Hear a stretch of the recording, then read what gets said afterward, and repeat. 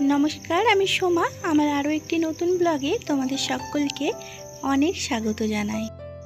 आशा करछि तोमरा सकलेई भालो आछो। सामनेई सरस्वती पुजो आसछे, हाते आर मात्र 2 दिन बाकी। आर एई घरटा अनेकटा নোংরা হয়েছিল, झुल হয়েছিল, तो ताई भाबलाम एकटू परिष्कार करे फेली। जेहेतु पुरो घर पुरो डिप क्लिन करब ताई सब किछु एकटा एकटा करे खुले निচ্ছি। तो खुले टुले भालो करे घरटा ऊपर थेके झेड़े निচ্ছি। झुल परिष्कार करार ओई झाड़ूटा आमार भेंगे गेছে, तो अनेक दिनই भेंगেছে, तो तारपर थेके आर केनाई हच्छे ना। तो एरकम रोज दिन माने ओटा व्यवहार हय ना, तो ताई मने थाके ना केनार कथा। आबार जखन माने घर परिष्कार करी तखन मने हय जे किनते हबे, सेटा आबार परे भुले जाई। जे कोनो काजे जे जिनिसटा प्रतिनियत व्यवहार हय सेई जिनिसटा एकदिनও माने ना थाकले तार परेर दिनই केना हय आमादेर, किन्तु जेटा माझे साझे व्यवहार करा हय सेटार कथा आर मने थाके ना। तो ताई बाध्य हये झाड़ू दिये घरटा परिष्कार करलाम झुलगुलो झेड़े। आर एकटा छोटो बाल्तिते निरमा जल करे निलाम। निरमा जल करे এই যে থাকগুলো মুছে নিচ্ছি।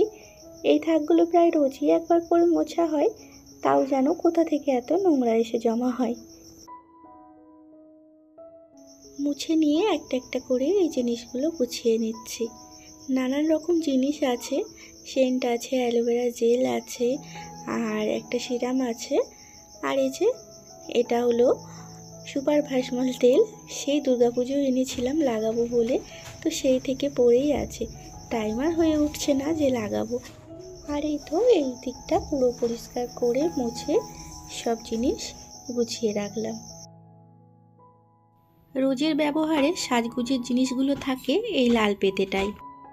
তো পেতেটা একটু ভালো করে সাবান জল দিয়ে ধুয়ে নিয়ে এলাম ঘষে ঘষে।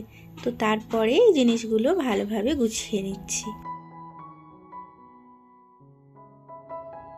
আর এই লিপস্টিকগুলো আমার মেয়ে রোজ পারবে, ওর এত পছন্দ লিপস্টিক লাগানো, তো ওগুলো তুলে রাখি, তাও রোজ পেরে পেরেই পেতেটায় জমা করে।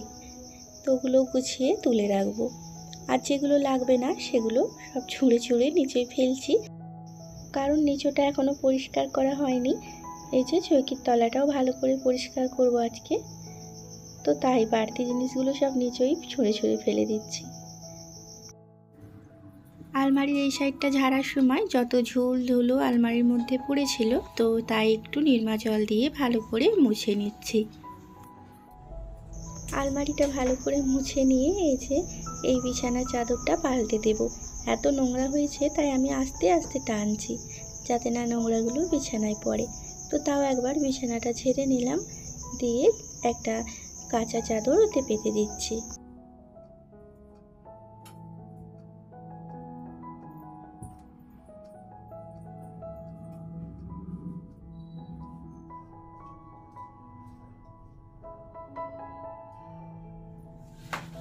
বিছানার চাদরটা টান টান করে পেতে নিলাম। ঘরের মধ্যে বিছানাটা পরিষ্কার হয়ে গেলেই মনে হয় যেন পুরো ঘরটা পরিষ্কার হয়ে গেছে, কিন্তু আমার পুরো ঘরটা পরিষ্কার হয়নি। ঘরের মেঝেটা পুরো ডাস্টবিন হয়ে পড়ে আছে, যত নোংরা নিচই পড়েছে, তো কি অবস্থা হয়ে আছে।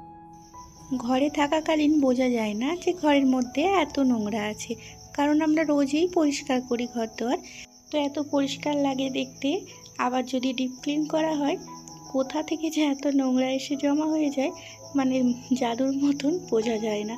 তো তাই তোমাদের দাদা ভাই এই মাত্র ঘরে এসেছিল একটু দরকারে, দিয়ে দেখে বলছে যে আমাদের ঘরে এত নোংরা ছিল। তো আমিও মজা করে বললাম যে ডাস্টবিনের নোংরাগুলো এনে ঘরে ফেলে রেখেছি। তো যাই বা হোক, ঘরদোরগুলো ভালো করে ঝাঁট দিয়ে দিলাম। আর আমি যখন ঝুলগুলো ঝাড়ছিলাম, ঠাকুরগুলো একটা পরিষ্কার কাপড় দিয়ে পুরো ঢাকা দিয়ে রেখেছিলাম। তো তাও একবার ভালো করে এগুলো একটু করে মুছে নিচ্ছি।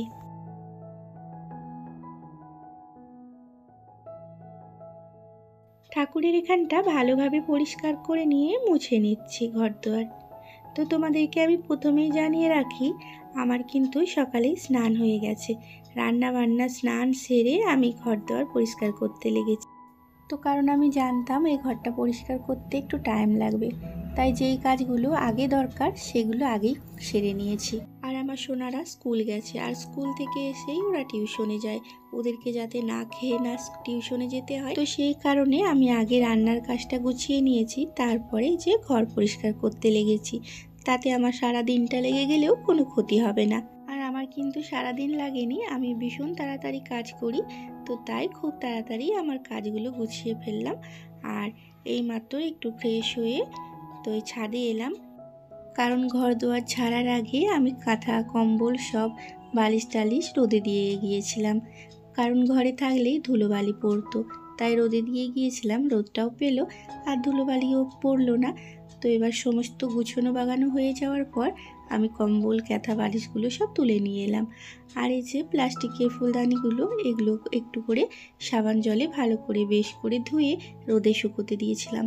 তো এগুলো সব শুকিয়ে গিয়েছিল, তাই তুলে নিলাম, দিয়েছে গুছিয়ে নিচ্ছি সব।